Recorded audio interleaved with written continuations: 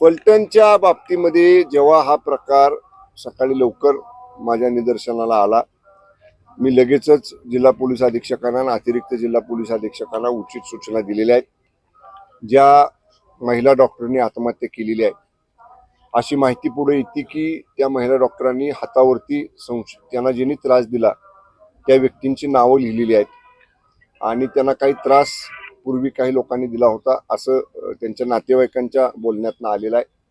आम्ही गुन्हा दाखल केलेला आहे आणि एक चांगली सिनियर SDPO दर्जाचे महिला अधिकारी तिथले सगळे पुरावे ताब्यात घेण्यासाठी सकाळीच आम्ही रवाना केलेले आहेत।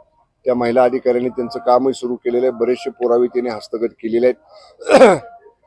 ज्या मृत महिला डॉक्टर आहेत त्यांच्या परिवारजनांची जर शंका कोणावर असेल तर त्या महिला अधिकाऱ्यांना पोलिसांच्या आम्ही सांगितले की त्यांना विश्वासात घेऊन त्यांची ज्यांच्या कोणावर संशय असेल त्यांची तुम्ही नावं घ्या, जे संशय आहेत त्यांची तात्काळ चौकशी करा।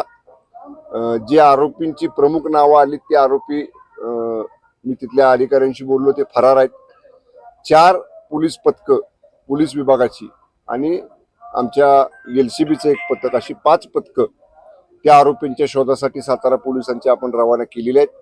कुठल्याही परिस्थितीत हे आरोपी कुठेही जरी लपून बसले असले किंवा फरार झाले असले तरी सातारा पोलीस आपलं सगळं कसं पणाला लावतील आणि त्या आरोपींना तात्काळ अटक करतील।